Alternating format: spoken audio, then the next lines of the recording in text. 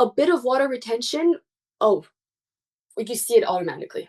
And it kind of gets into your head and it's like, oh, I'm a bit fat. And whereas before bodybuilding, I wouldn't even know what water retention looked like.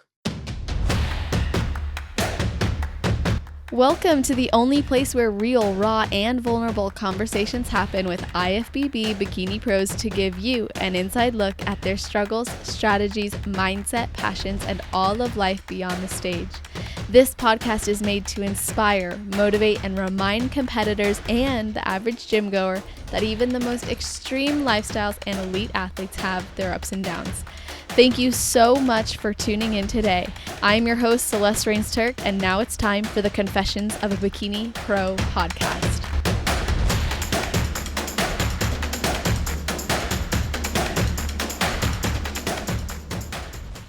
Today's guest is a 24-year-old IFBB Bikini Pro, of course, and full-time law student based in Montreal, Canada. She was raised by immigrant parents and got it instilled early on with the belief that anything is possible with hard work and vision.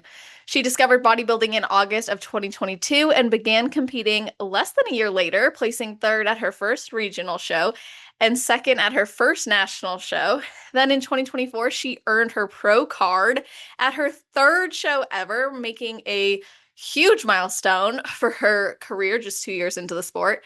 And her journey is not just one of rapid success, but also personal transformation. Bodybuilding has really helped her unlock a deep, grounded confidence that now ripples into every area of her life. And I'm really excited to learn from her. So welcome to the show, Sabina Costea. How are you doing? Hi, thank you so much for having me. I'm great. I'm so happy to be here. Me too. I'm happy that you're here. And before we get into everything, I'd like to ask if there's anything you do or maybe you think about right before your heel hits the stage.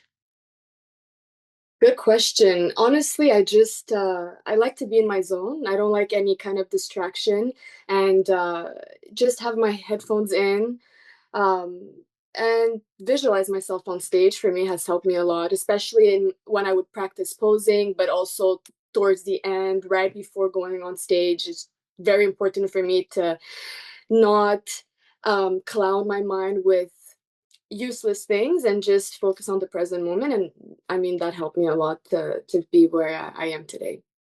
What are some of the things you visualize? Oh my God. Myself on stage, honestly. Yeah. I am someone, I think, that's how I feel that I thrive when I'm on stage. So be visualizing myself there, smiling to the judges, people looking at me in the spotlight really empowers me and yeah, makes me feel like I'm supposed to be there. So that's how I visualize everything. Oh, that's so cool. Are you, out of curiosity, are you visualizing it like you're watching yourself or are you visualizing it like you're performing? Oh, both. Yeah. But watching myself too, I want to Uh-huh. see maybe from a different eye how people would see me. And I like to think that, I mean, being on stage, people feel you, your presence, your confidence, and how you perform. And I like to think that that's what I'm giving to the spectators, to the judges. So yeah, trying to embody Yeah. that feeling. Oh, I love that. Yeah. Every time that I would go and visualize, there'd be times where it's like, okay, I'm fully in the moment, walking on stage, like I can feel that energy flowing Mm. through me. But there were a lot of times where I just envisioned, like I watched myself walk across the stage. I watched myself hit my poses because if I if I'm not careful, I might watch and pay attention to the show and then be like, wait, I'm here too. I'm performing too. So it's important to me to have both perspectives and visuals so I can like snap myself out of it. And you said that energy is felt. Mm. Yeah. I can say like I don't know, have you ever been to like a posing clinic or like a live Yeah. event? Yeah. Yeah. Yeah. Oh So well, you posing clinic, no, posing class. Yes, I have a Justine posing who uh-huh. like helped me tremendously to achieve that. I mean, I've always had the energy, but maybe more the confidence and not thinking about something else, just being in the present moment, she really helped me to be grounded. So yeah. That's so good. Like you can see, I'm sure like when she was demonstrating things, you felt her energy. And like every time I go to a posing clinic or a workshop or an event, usually I'm speaking on mental health, but then I might help with the posing and I'm watching and I can see like there's different personalities. Like one girl comes out with this like sassy, fierce Mm-mm-mm. type of energy, and this other girl's like bubbly and like you can tell she's gonna like laugh with you backstage. And it's like you don't um when you're backstage, you're kind of in your own world. A lot of times you don't pick up on that. But when Yeah. you see someone, so we know it's happening for us too when we're on stage. So how would you describe like your energy and posing style? Oof, I like to, oh my God. I like the attention. I'm not Yeah, gonna lie. I love that's it, you good. know? So I think this is why I'm like happy to be on stage because all eyes are on me and hey, look at me, look at what I've done. I'm here. I'm fierce. I'm a bit sexy. You know, I got the eyes, the smile, the all in the right places, and yeah, that's how I just a bit just fierce I enough love it.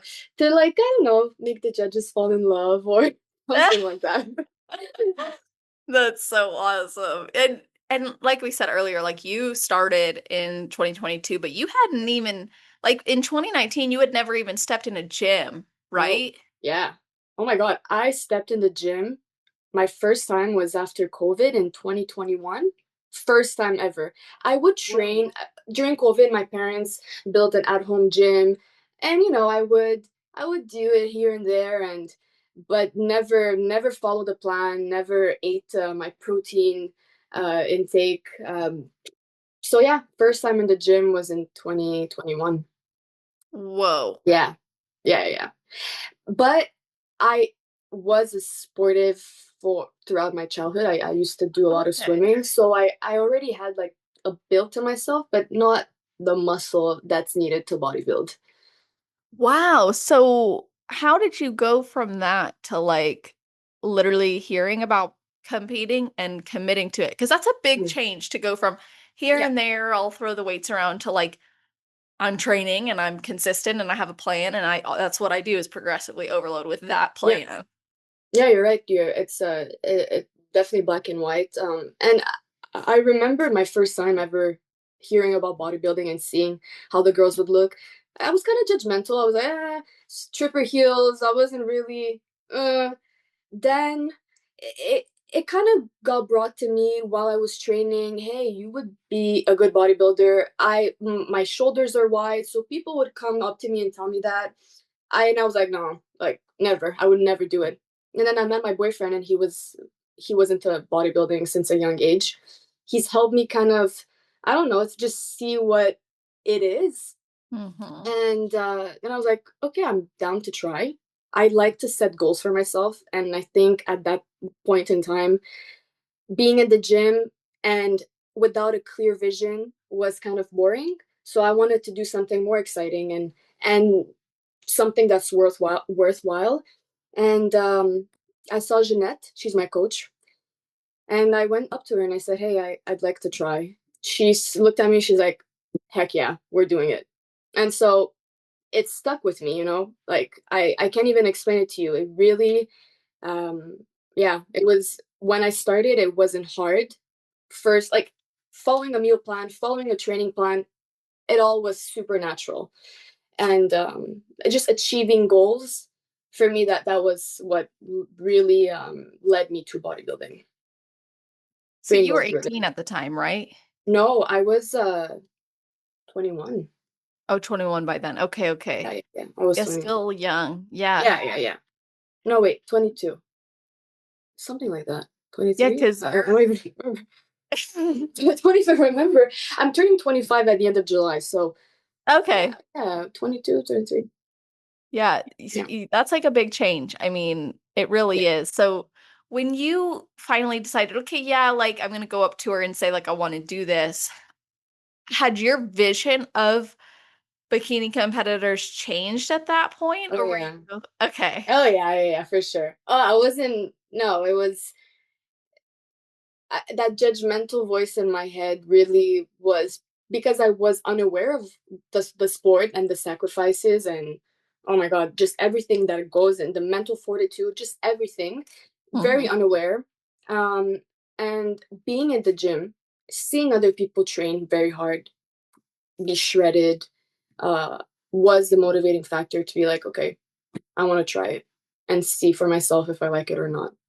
And I loved it. So, And your boyfriend, he was mm, really influential in that yeah, too. So how yeah. did seeing him like live day to day affect maybe your view on, okay, I'm gonna have to train consistently and diet a certain way? Like, did it influence you in that regard or make you question it? Yeah, so the training part for sure. Um, he always, I mean, he started being into bodybuilding at like 14. So he had a lot of knowledge by then, and we would train together, and I would see his techniques and how he would lift and how hard he would go, and he would push himself past the limit. And yeah, that was really motivating to see that and be influenced by his work ethic for sure. And it's funny because when I started bodybuilding, he was uh, not sure anymore. And then during my first prep, he decided, okay, I'm gonna prep at the same time, and we did Wow. like very like similar preps and spaced out shows, but yeah, at the same time. So it was a fun experience to do that with a partner. Of Yeah, that's really awesome. Yeah, And you guys are still together of course. and Yeah, yeah, and does he still compete no, actively? no, Okay. no. He doesn't. No, he realized that it's not for him anymore. And to be I don't know. I feel like for men it's definitely different than for women. Men need to really, I mean, take a lot of supplements and eat a lot more, and it's definitely more pricey for them. And Mhm. he didn't see it long term. So no, he doesn't train as hard as he used to, but he's taken other hobbies like running, and he's still very active, but not bodybuilding style anymore. Yeah, I think that's really cool though, because he gets it, Yes, and can exactly. support you with that. Of course. I don't think he's really helped me. I mean, he supported me all throughout anything like that off season prep. He was at my shows, drive to Toronto, just everything. A big supporter, and I truly don't think I could have done it without him because he really was, yeah, my number one fan, and he did a lot of sacrifices for me to be where I am and to achieve what I wanted to achieve. So I'm very thankful for that. Yeah. That's so Yeah. awesome. And I mean, to go from like just starting competing to then seeing your hard work really come to fruition by earning your pro card. You didn't expect, like when you made your post about earning your pro card, you had shared you didn't expect to go pro so soon and start this journey so soon. So when you went into that pro qualifier, did you even like think you might earn your pro card, or were you just like, just gonna go again to a show and see what Yeah. happens? Yeah. I yeah. Oh, I have a video about this on my phone. I remember when I first started my prep. So when I started my prep, I went to France. I was 10 weeks out. I was in France for 2 weeks. And I ate like I followed the meal plan, but every day I had a sweet treat or not prep like. And so to me, I was thinking there's no way I would even get my pro card because I didn't work hard enough. I would see on Instagram all these other girls, really being um, explicit about, hey, this is on the road to being a pro. This is how hard I'm training, and I'm like, I don't do that. I just came back from France. I'm 10 weeks out. So to me, it was like whatever happens, happens. I'm just happy that I built more mass than what I brought the year before, and yeah, when I got first place, I was like, what the hell? It was scary. I was like, hey, I knew I had a chance, but the judge literally said number 241 in the middle. And I was like, okay. And I stayed in the middle and that was it. So Amazing. everything happened and I was like, what if? When I got first place, I'm like, what if I get my pro card? Oh no, you're getting too ahead of yourself. Like you're asking for too much now. First place was enough. You beat your last year package. Be happy. And then it happened. And I was like, there's no way. Yeah, no. Never thought. It was beautiful, yeah. But like truly like one of the most beautiful days of my life, if I could say. Wow. Yeah. Everything happened so like beautifully. I've never been so much in my zone as I was during that day. Hmm. Really outside noise, completely blocked. Just me and myself, and very at peace also. So that's how I knew I was like, okay, it's the right thing to do. It was very nice. I think that would have been a positive experience no matter what happened just because of that alone. 100%. Oh my God. I've never felt like that. Like really, I don't know, the stars aligned perfectly. It was really a peaceful moment. Like I can't even explain it. It was incredible. That's so cool. And you know what?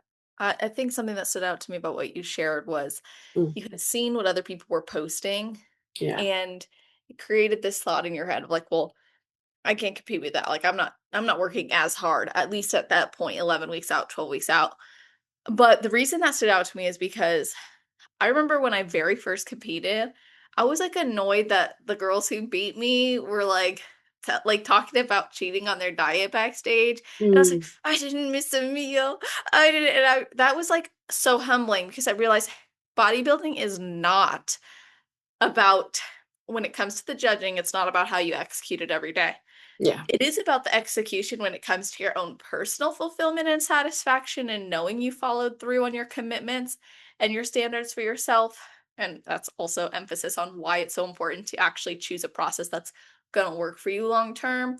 Mm, But it's important to also know when you step on that stage, it is her physique against your physique. So you're up there, and it doesn't matter who's the hardest worker in the gym. I know people no. say that Yeah. it on stage it does not matter. It is physique. So you earned that pro Mm, card. You earned it no matter what you were doing at 12 weeks out compared to the next person. But what was it like to go from like the previous year hmm placing second and then winning your pro card? You said you put on a lot more mass. You said mm. that you felt more at peace. So how long was that time gap and what were you focused on? It was barely a year. Okay. My so 2023 August 3rd was the pro qualifier, and then I started my prep 2024 in March because I've put on so much weight. I ate so much, so I had to have a mini cut before my actual prep. So yeah, very short off season, and that's why I was like, "There's no way I'm getting my pro card because I don't. I've put on mass, but I'm like, not enough to get the pro card." Hmm. Um, and I completely forgot your question. I'm so sorry. I went to ramble, and then That's okay. That was part of it. Like what did you do between those shows to improve? I trained hard, ate a lot, too much, maybe. You know. But yeah, that's it. I wasn't really nice to myself, honestly, during that off season. Really, like, very, very hard on myself. Still am, but that off season, I remember just being very unhappy with the way that I looked. Mhm. I to myself, I thought that I put on too much fat, and I was even doubting starting a prep because I was thinking to myself, ugh, there's no way I'm ready, and I've gained so much fat that there's no way I would be ready on time. Mm. But I have a really good coach that believed in me and was like, "No, you can do this. Like you've done an amazing first prep for it being your first time, then you for sure can do it again." And so yeah. But I definitely had my hesitations. So that experience is not uncommon for a lot of Yeah. athletes. And I'm curious like how your outlook on food and your body has evolved with you in the last few Mm, years, especially now being an improvement season for your pro debut yeah. year. Um yeah, what's the evolution been like for how you view yourself and how you view food? Mm, really, sometimes it's positive and sometimes it's negative. Um, but how I view myself and my physique, depends on the day and if I wake up with or without body dysmorphia. That's really the joke. It's not a joke, but it is a joke because at this point I'm like, I don't know. I can't escape it. So uh but I've learned to love my body a lot more just because I'm looking at myself and I'm like, this is my work. I did that. Nobody else could have done it for me. I'm the one who woke up in the morning to go to the gym, to push myself, almost pass out and puke at the gym to look the way I look right now. And I'm happy with myself and my physique shows that, hey, I'm putting so much work into what I'm doing. Food wise, I would say I have a toxic relationship with food. Um, like I don't know how to explain it, but whenever I would have a cheat, especially even right now, it's like the first thing that comes out of my mind after I finish eating a cheat meal is, "Oh my God, I'm never doing this again. Like that's it. This is the last time I'm eating like this." And then I go back to eating on my meal plan, very good.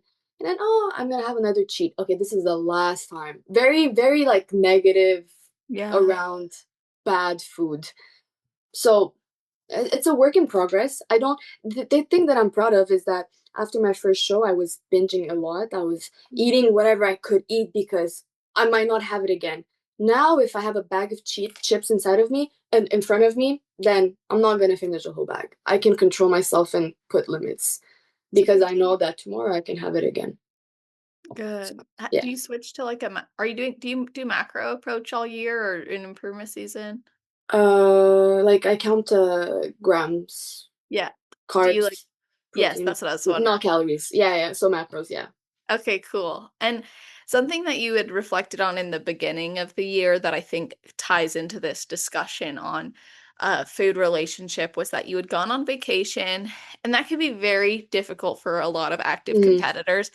Even those who are just transitioning out of competing, it can be a difficult transition. Like you said, um there's this part of you that really wants to enjoy the food, but then sometimes you act on that and it doesn't feel right. And Yeah. mainly that's because of our identity. So I'd be curious to hear more about that experience because you had shared that even though you continued to train and track your steps and do cardio, you did not stress about calories Mm. or food. So, how did your comfort level in your choices, or maybe your trust in yourself, evolve with that trip, if it did, and how did you apply like your previous knowledge of maybe tracking and training to support you with that intake?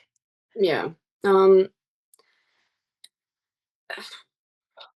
I would say during that trip, I made the conscious decision that I know I'm not gonna follow my plan to the T, but I had access to a gym. So I told myself that every single day I'm gonna maybe not train every day, but at least do 10K steps. Because, like, why not? So that was a promise to myself. I kept it every single day. I was active. So that's why I was able to allow myself to cheat on my diet because I was making up for it with cardio. Maybe this is not the right I was way gonna to say, do wait a things, minute. but That may not but be what I would but recommend. it was like in a way it did make it more positive because I had that control. And some days I was like, oh, I'm not gonna have that. I'm gonna eat what my meal plan allows me to eat. So yeah, Yeah. but it is hard, and I don't even know if one day I'll be able to escape it because we go to such extremes. We see ourselves incredibly lean, and then a bit of water retention. Oh, you see it automatically, and it kind of gets into your head, and it's like, oh, I'm a bit fat, and whereas before bodybuilding, I wouldn't even know what water retention looked like. I had no clue. Now, one off meal, it's like, oh wow, yeah.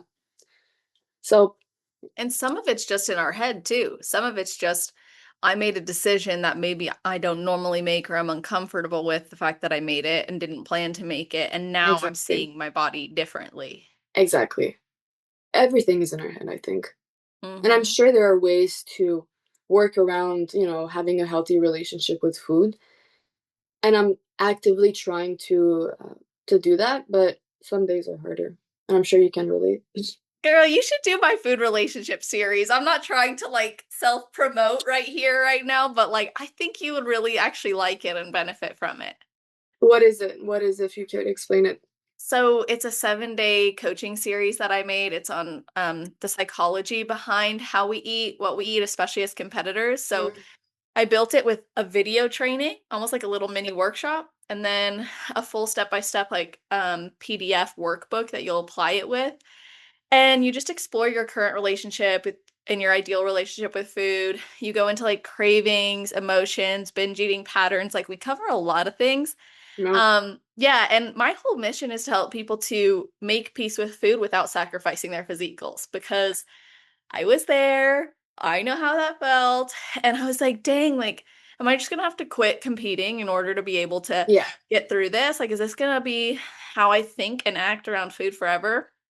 So I really dedicated my history of background in psychology and clinical mental health counseling Cool. to developing it. So I'm mentioning that if you sign up, awesome, it's free, but even for other people who might be relating to what you're saying. I would love that. No, any help would be very appreciated. Yeah, Yeah. yeah, 100%. Yeah, yeah. Just a amazing. better understanding of, hey, what's going on, and understanding what's going on can help me. Maybe Exactly. yeah, Yeah. Well, you that's guys, that's super on celestial.fit/food series. Uh, perfect. since we mentioned it. I'm gonna Awesome. I hate that I put you on the spot, but I'm glad no, you're so open to it. I love that. Thank You're you. like, I'm when you said you were actively like learning, I was like, okay, I think it's safe for me to recommend a learning Yeah. No, of course. I opportunity. appreciate it. Anything, Yeah.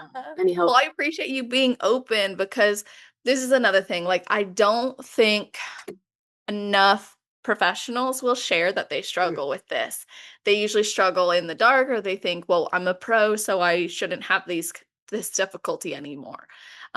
But like you said, there's also this aspect to competing where you can't really get away from how you see your body. Once you compete, yeah. you and like the same thing goes, I don't know if you experience this too, but like post show, wearing a bikini is Mm, so different because you go from doing check-ins in a bikini and seeing your body get smaller, smaller, smaller, tighter, tighter, tighter. And then you are like going to the beach in a bikini or to the pool in a bikini and you're like, something doesn't look right.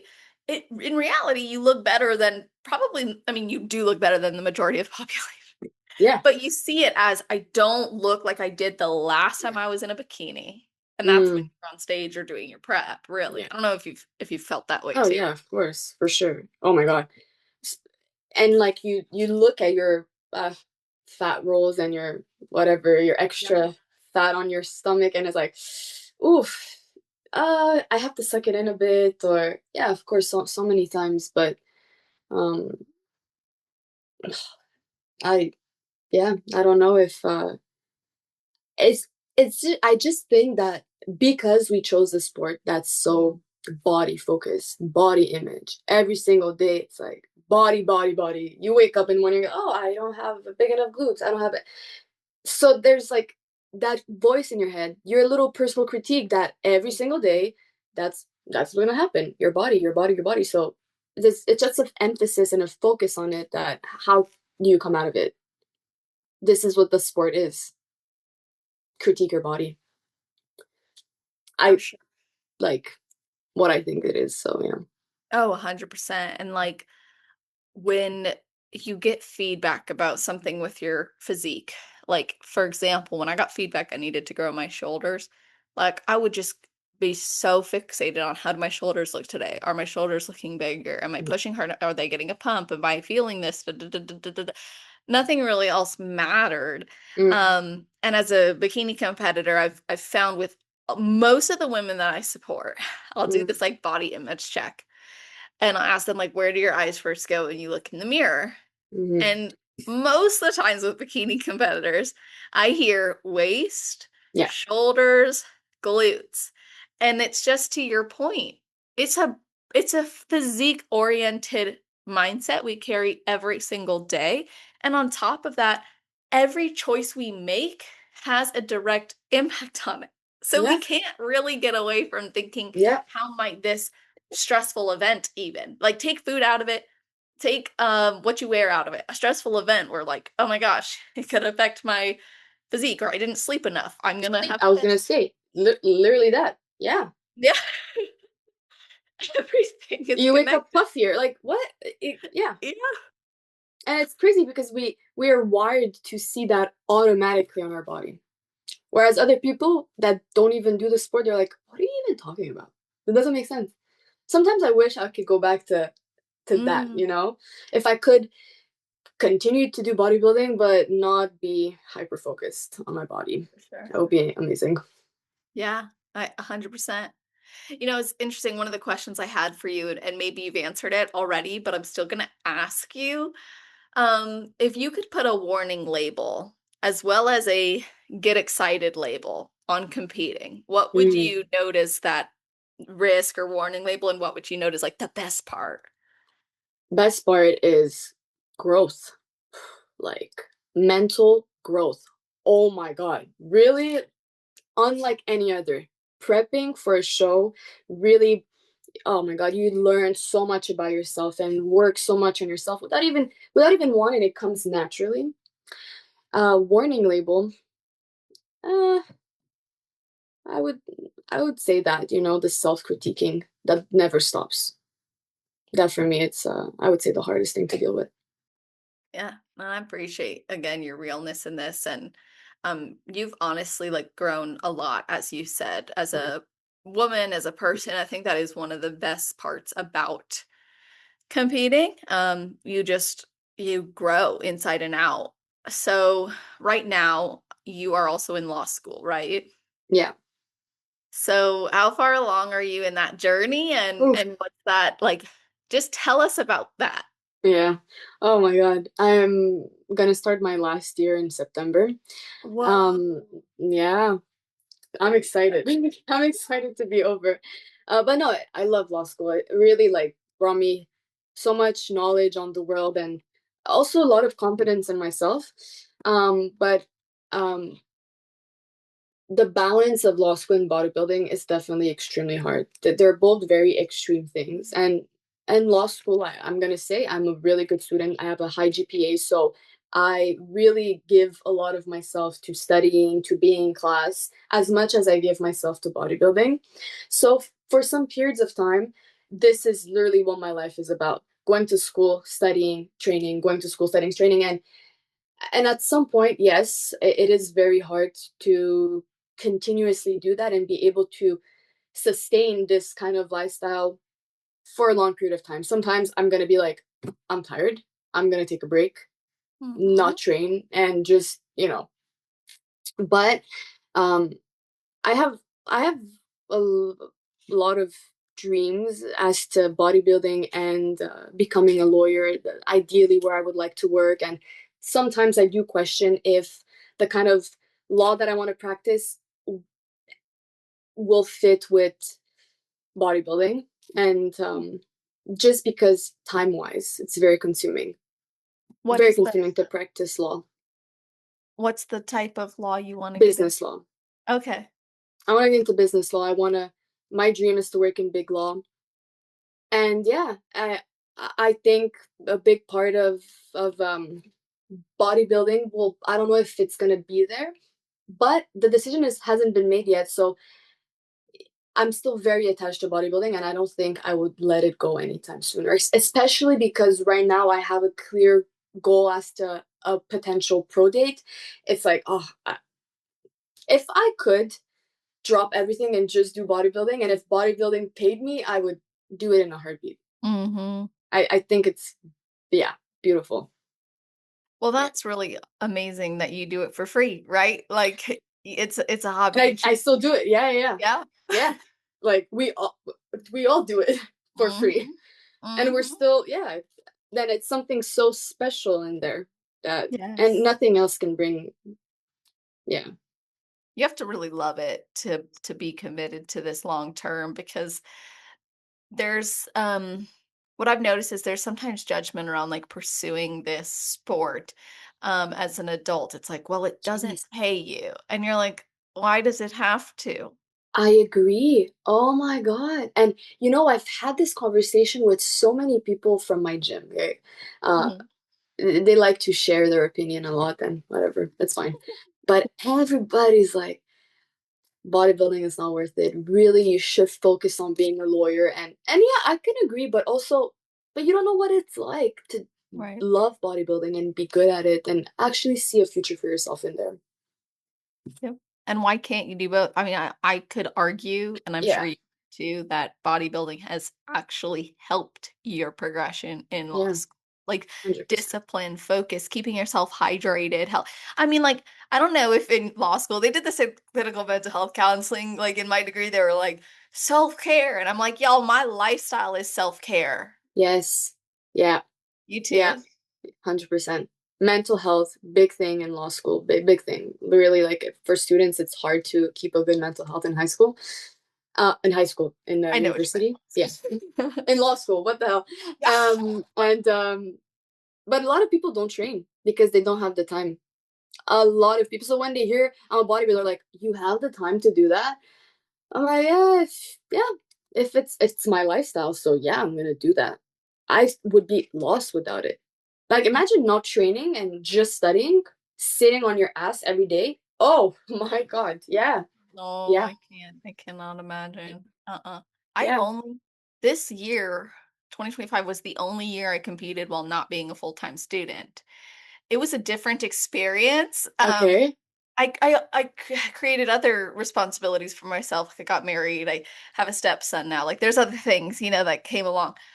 But first time not being in school full time doing it, and I look back and I'm like, I'm so glad that I competed throughout my years in school because that gave me something else. It was something else that um it wasn't just about school or meeting grades or studying. It was like I Yeah. got to go and relieve myself through the gym, through nutrition. Like I think sometimes the only reason I was able to keep myself nourished while also studying was because I had meal plans or a Ex- macro to hit. exactly. Yeah. Exactly. I agree. Yeah. So it Yeah, you're helps right. you.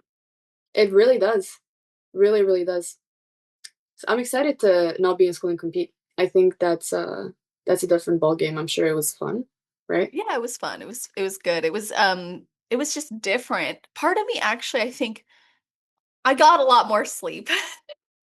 Whew.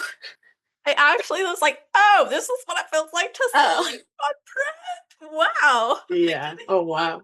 possible." Yeah. You were doing your prep while you were in school, like while you were studying for exams. Yeah. How were Well, you like able to do that? literally, what did you say? How were you able to do that? To, like, be so depleted also mentally and be able to focus on your exams. This is gonna sound really probably morbid, but like growing up with like disordered eating patterns and then also literally doing it from 18 years old all the way through, like I didn't know any other way. So like Okay. get it, and I played volleyball my entire life too. So being a student and being an athlete was just it was how we functioned in my household. It was just like what I knew. But when it came to like my master's degree, that was a little more challenging. And the Mm, only way I did it was waking up at like 3:30, 4 a.m. there's to no get way. cardio and then go to the gym. And then I had to do like my cohort groups. And then I had to do, and I studied online, which helped because I could get ahead on some of the work.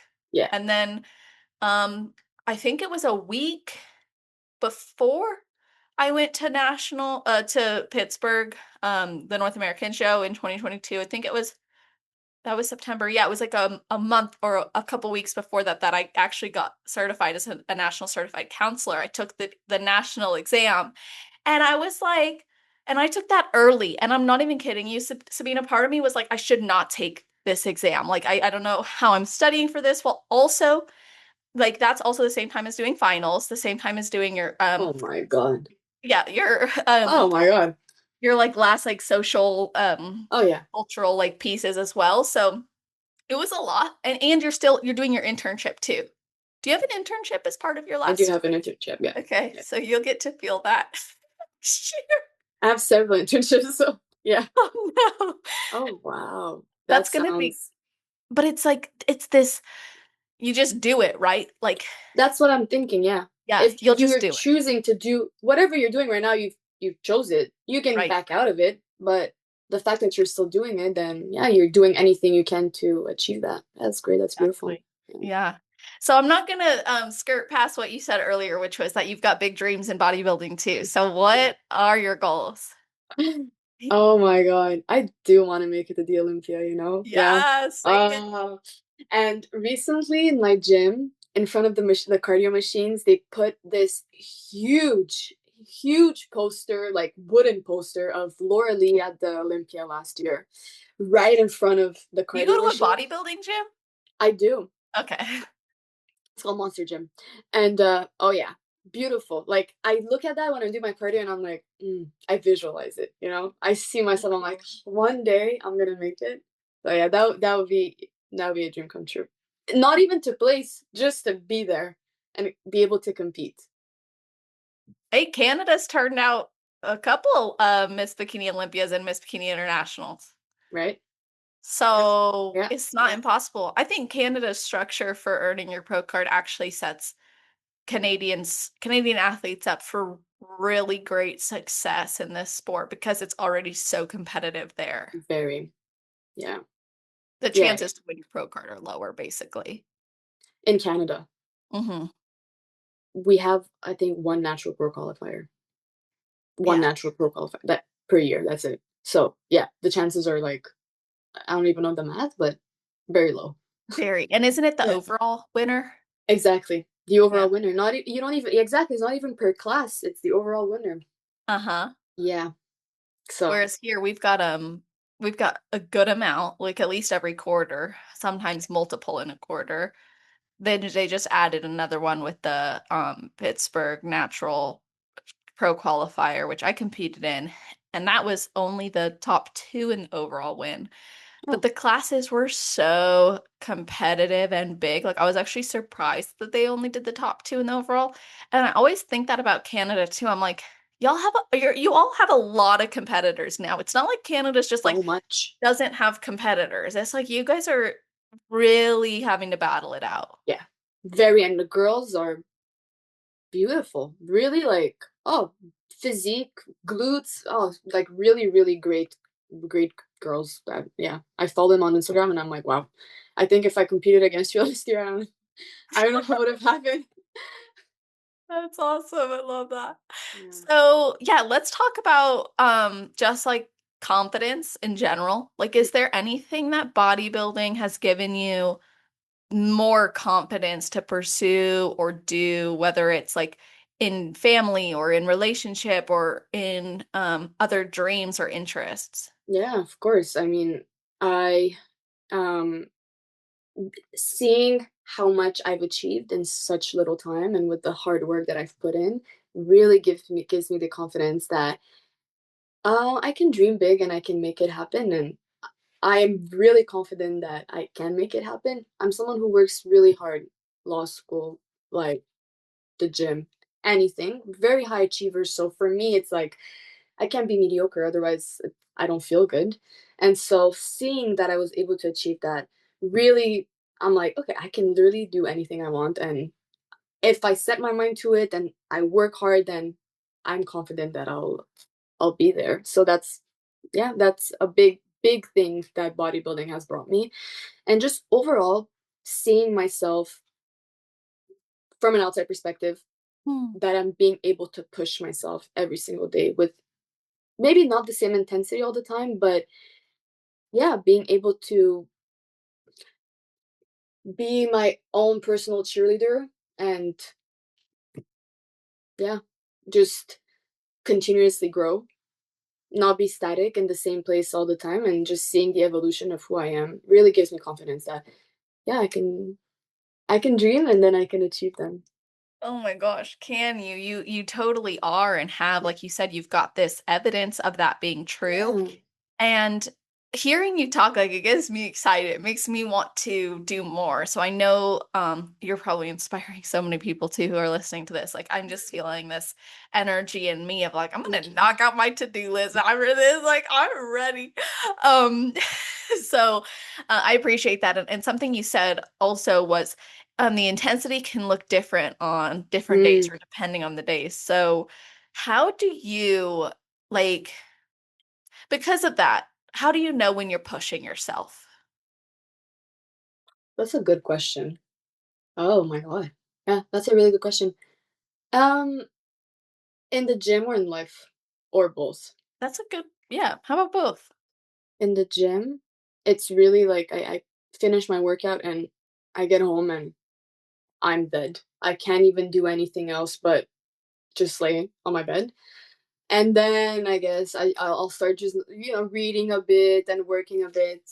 In life, it's really like I have every day a to-do list, tasks of the day, things that I want to accomplish throughout my day. So if I see that I'm able to accomplish everything and I'm proud of the work that I was able to do, then that's when I know I've pushed myself.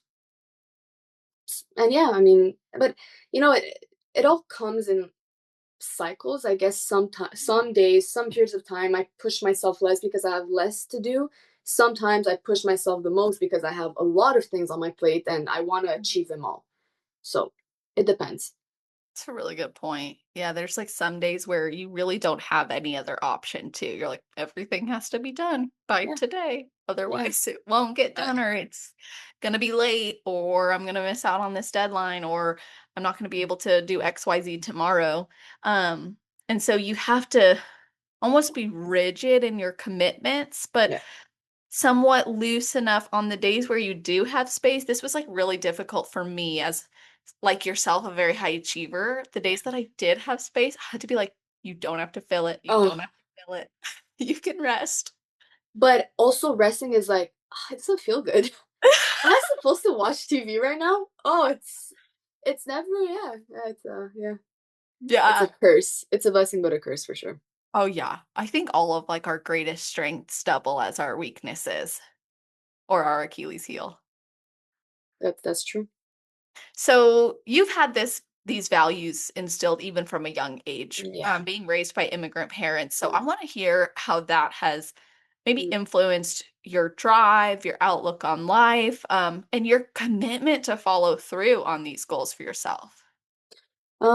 Well, I think it mainly starts by, well, I'm an immigrant myself, so I saw my parents pack up everything in Romania and come here to Canada and just start a new life, being extremely poor.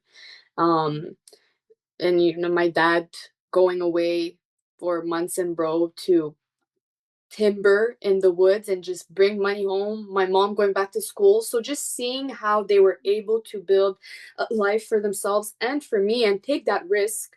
Though we were good in Romania, we had the money, they had the jobs, but take that risk and be like, we are certain that if we come here, we can give myself and them a better life.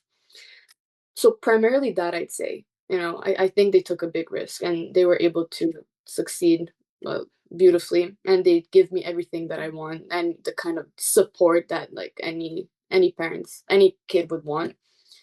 Um, and yeah, just well, since coming from an immigrant family, my parents always believed that I should be either a doctor, a lawyer, or an engineer. Mm, So that was definitely a bit harder because they had a lot of high expectations for myself. mm, But in retrospect, these high expectations, I have them on myself as well. And that's what I think allows me to achieve what I want to and mm. work as hard as I am. So yeah. Yeah,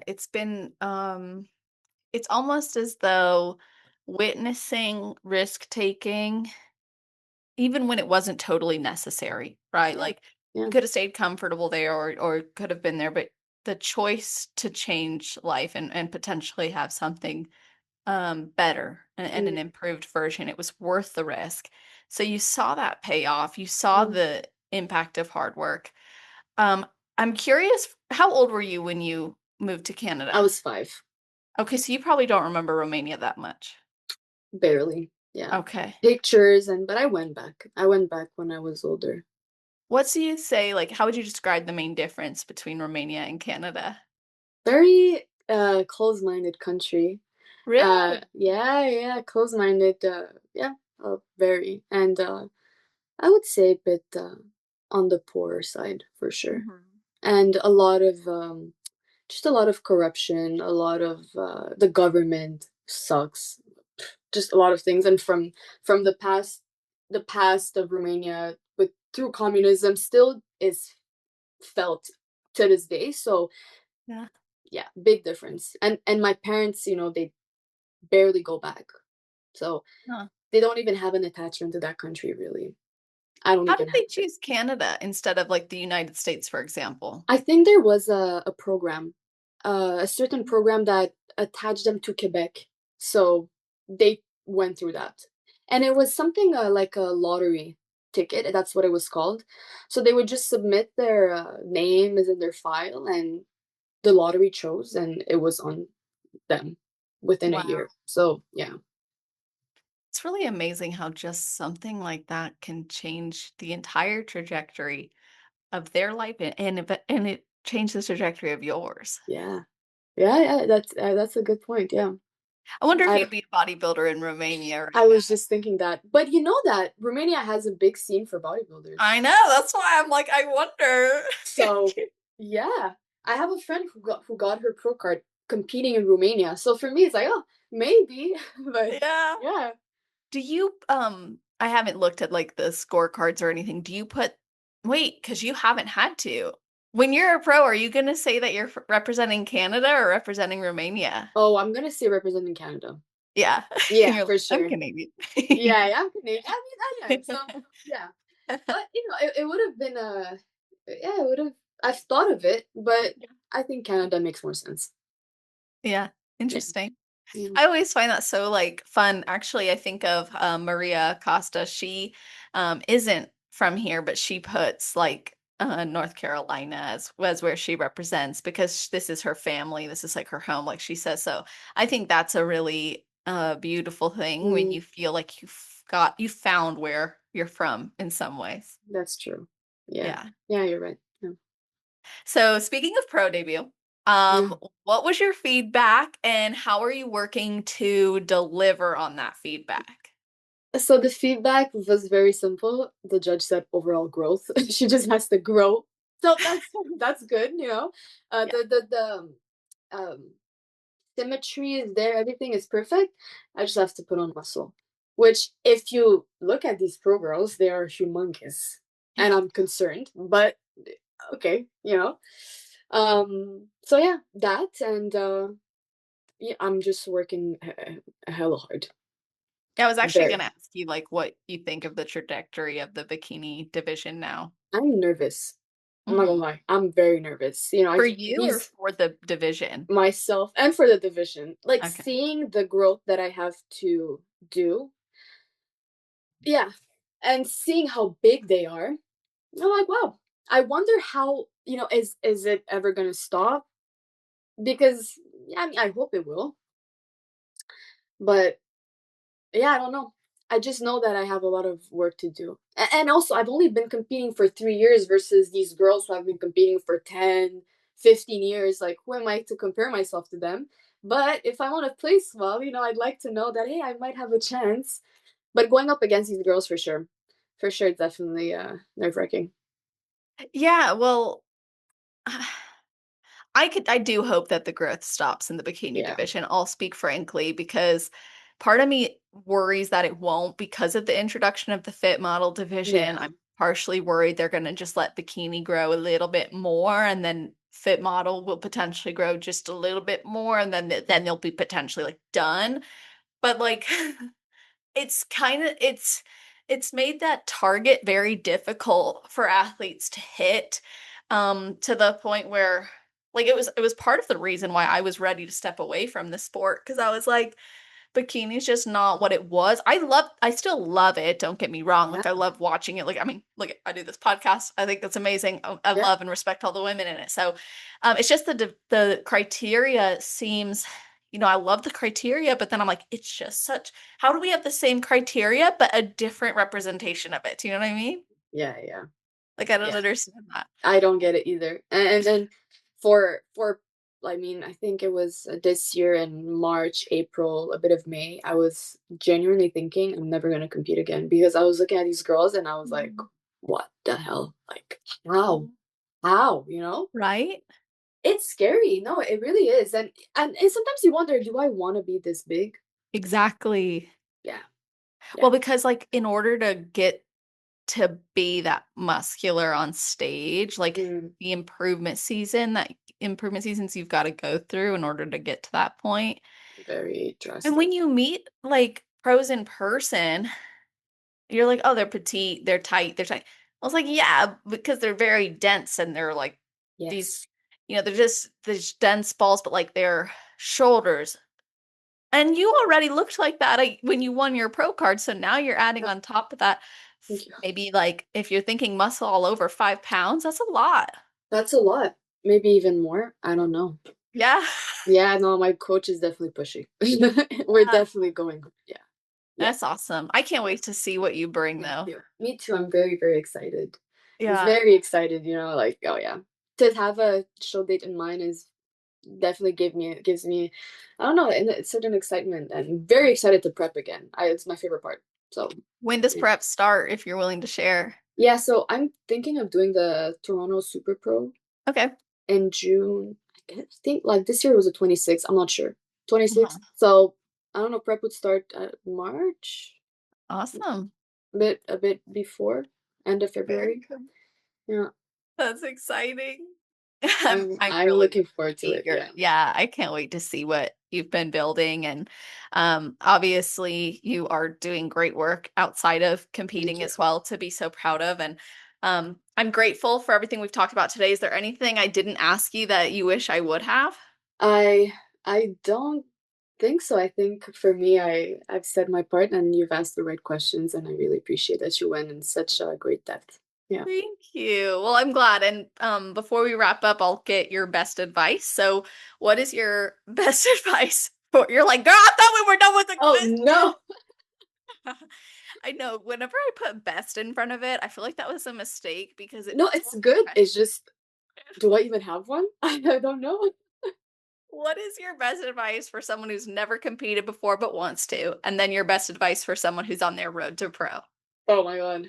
Someone who's never competed before, I'd say like absolutely you have to do it. It's the greatest sport ever and I would not be myself if it wasn't for this. I wouldn't have grown as much if it wasn't for this sport and I'm so thankful and that's why I'm still doing it. It's truly an addiction. When you love it and you're good at it, it's like, yes, I want to keep going.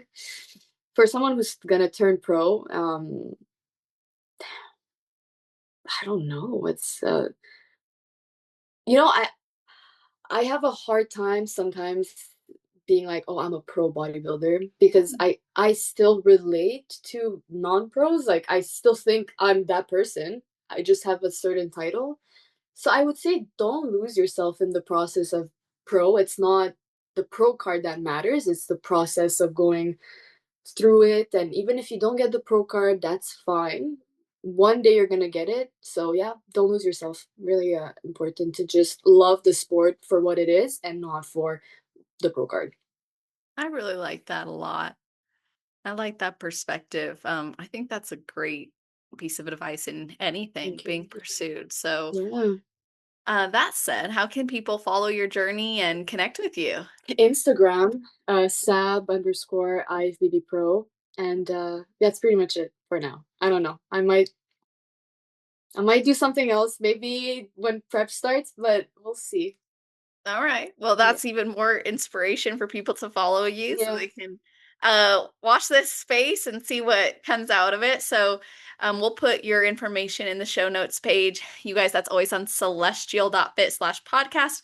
Not only will you find how you can connect with us, but you're also going to see a summary of our episode, kind of like what you'd find on the back of a book. You'll see a bulleted list of the topics we covered, as well as episode timestamps so you can go back, listen to your favorite parts, or share it with your friends, your family, your teammates. Let them know what resonated with you.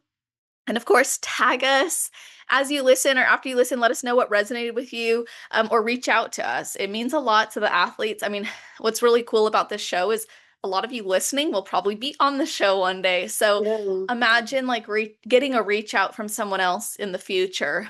I just think that's so special. So I know it means a lot, and it also goes a long way for the show too when you do share it. So thank you guys for doing that. And Sab, thank you so much for Thank coming you on. so much. I appreciate it. Thank you so much for the opportunity. And yeah, I'm very, very blessed to be here. Thank you. Oh, you're so welcome. And to all of you listening, I hope you all have an amazing rest of your day, night, or morning, wherever you are in the world while you're listening to this episode. Just make it awesome.